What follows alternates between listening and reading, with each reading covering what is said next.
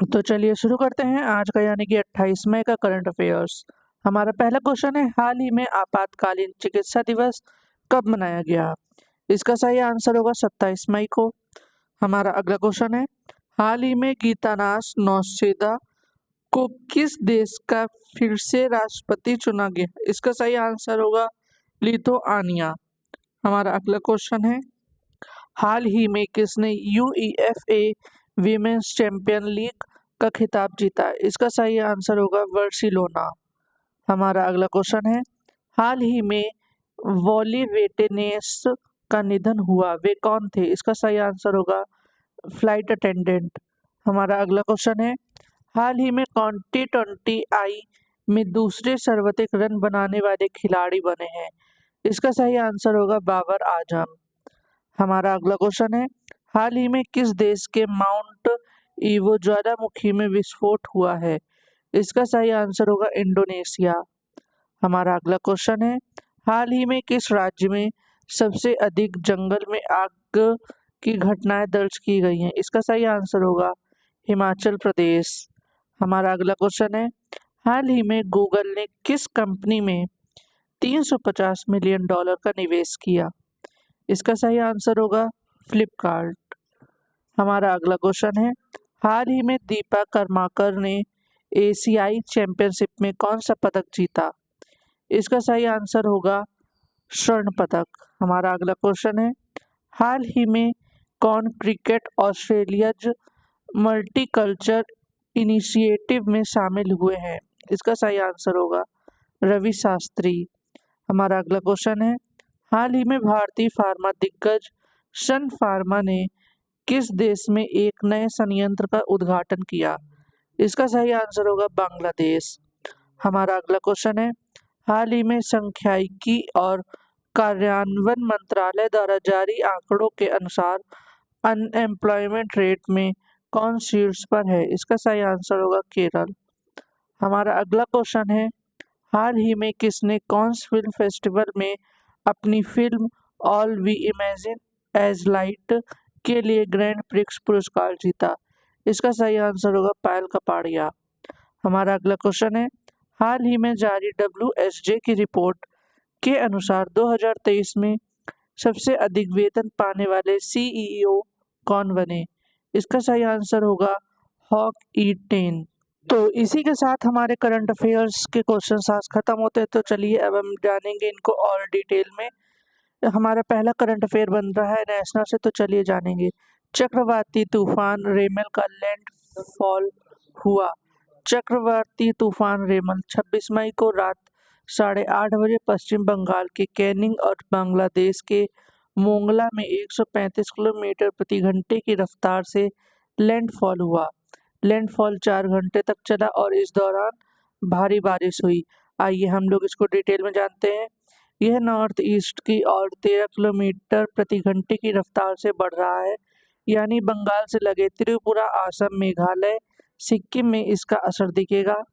तूफान की वजह से पश्चिम बंगाल के अलावा उड़ीसा, झारखंड और बिहार के कुछ इलाकों में 27 या 28 मई को बारिश होगी। केंद्र सरकार ने NDRF की 12 टीमों को बंगाल के तटीय इलाकों में तैनात किया था। 4 टीमें स्टैंड बाय पर थीं। इसके अलावा जहाज़ों और विमानों के साथ सेना, नौसेना और कोस्ट गार्ड टीम भी इमरजेंसी के लिए मुस्तैद थीं। बंगाल में तटीय इलाकों से करीब 1.10 लाख लोगों को सुरक्षित जगहों पर भेजा गया था। चक्रवाती तूफान रेमल एक अरबी शब्द है जिसका मतलब होता है रेत। रेमल नाम ओमान का दिया हुआ है। यह तूफान वायुमंडलीय विक्षोभ या डिस्टरबेंस की वजह से आते हैं और यह कम दबाव वाले क्षेत्र में बनता है। इस तरह के नाम इसलिए रखे जाते हैं ताकि जनता आसानी से आपदाओं को याद रख सके। तूफानों का नामकरण वर्ल्ड मेट्रोलॉजिकल ऑर्गेनाइजेशन करता है। UN की इस संस्था के कुल 185 देश सदस्य हैं।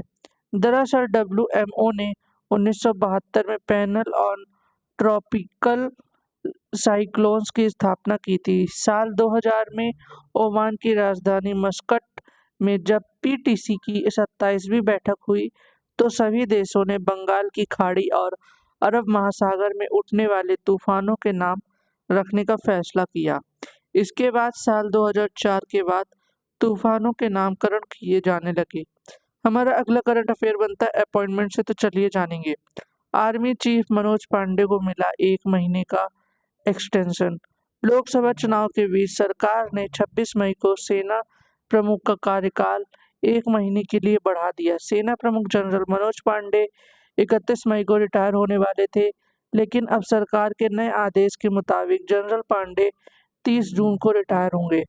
आइए हम लोग इनके बारे में डिटेल में जानते हैं।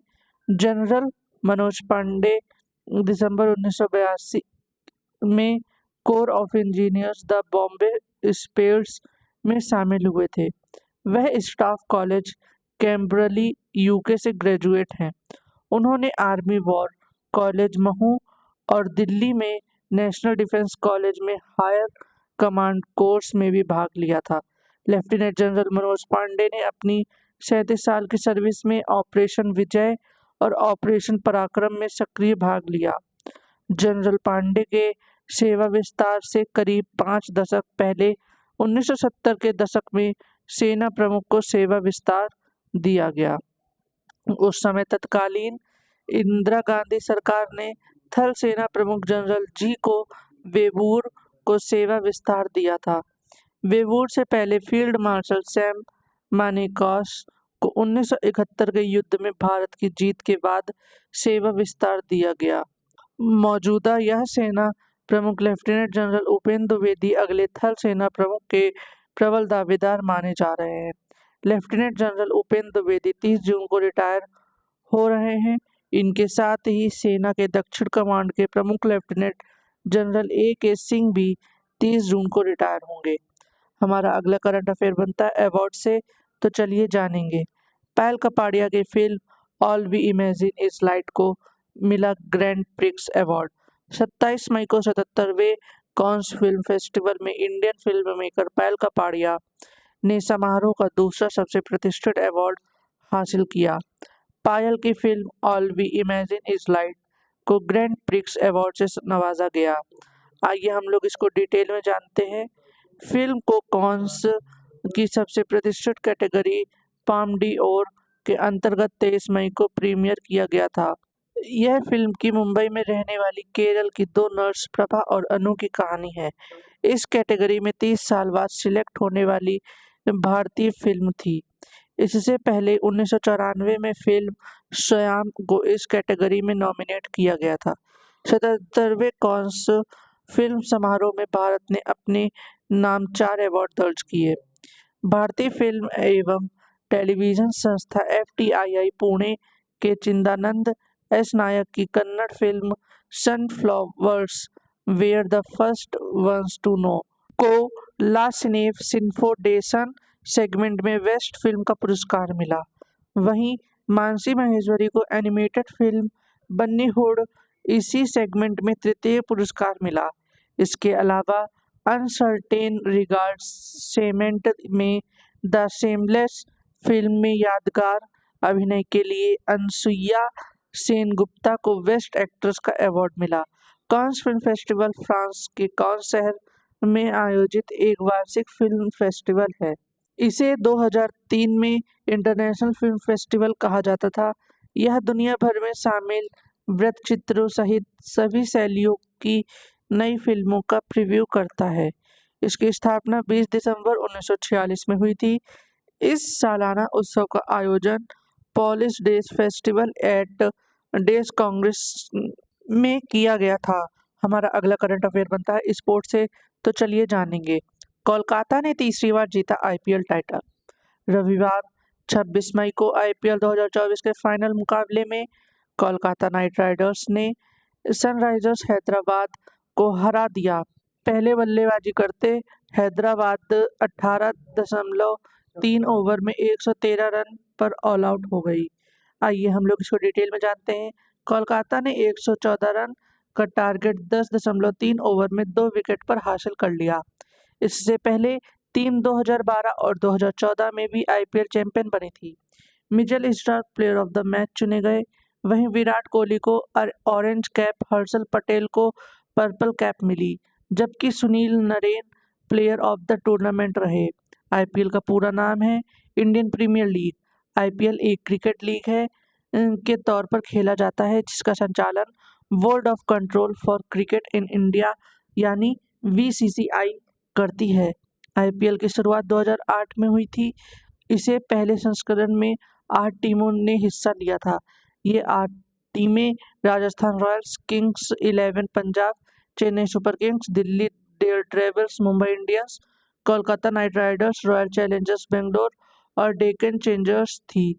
पहले संस्करण के फाइनल तक कुल 59 मैच खेले गए थे। आईपीएल का पहला मैच 18 अप्रैल 2008 में को रॉयल चैलेंजर्स बेंगलुरु और कोलकाता नाइट राइडर्स के बीच खेला गया था, जिसमें कोलकाता नाइट राइडर्स ने रिकॉर्ड 140 रनों के अंतर से जीत हासिल की थी। आईपीएल के पहले संस्करण का फाइनल 1 जून 2008 को चेन्नई सुपर किंग्स और राजस्थान रॉयल्स के बीच खेला गया था, जिसमें राजस्थान की जीत हुई थी। हमारा अगला करंट अफेयर है, दीपक कर्माकर ने एशियन चैंपियनशिप में गोल्ड जीता। दीपक कर्माकर एशियन चैंपियनशिप में जीतने वाली पहली भारतीय जिम्नास्ट बनी। 27 मई को उज्बेकिस्तान के तस्कंद में एशियाई विमेंस आर्टिस्टिक जिम्नास्टिक चैंपियनशिप ने कर्माकर ने गोल्ड मेडल हासिल किया। आइए हम लोग इसको डिटेल में जानते हैं। दीपा क्वालिफिकेशन स्टेज में 12.650 के स्कोर के साथ 8वें स्थान पर थी।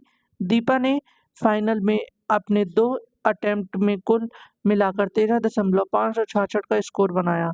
इनके बाद 2 उत्तर कोरियाई किम सोन हांग 13.466 0.100 की पेनल्टी के बाद और जो क्योंग व्योल 12,966 के स्कोर के साथ दूसरे और तीसरे नंबर पर रहीं। दीपक को पिछले साल एशियन गेम्स में भारतीय स्क्वाड में जगह नहीं मिली थी। जिम्नास्टिक फेडरेशन ऑफ इंडिया ने दीपा कर्माकर का नाम भेजा था। हालांकि केंद्रीय खेल मंत्रालय की आखिरी मंजूरी से पहले उनका नाम इंडियन ओलंपिक एसोसिएशन ने काट दिया था। लंबे समय तक हिस्सा नहीं लेने के कारण स्टार जिम्नास्ट को बाहर किया गया था। फरवरी 2023 में दीपा कर्माकर 2 टेस्ट में फेल हुई थी। इस कारण उन पर बैन लग गया था। उन पर प्रतिबंध 10 जुलाई 2023 तक जारी रहा था।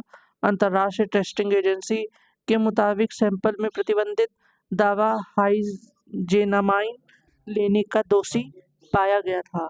इसी के साथ हमारे करंट अफेयर्स खत्म होते हैं। अब मिलते हैं हम कल अपने डेली करंट अफेयर्स के साथ में। वीडियो को लाइक करें, शेयर करें और सब्सक्राइब करना बिल्कुल भी ना भूलें।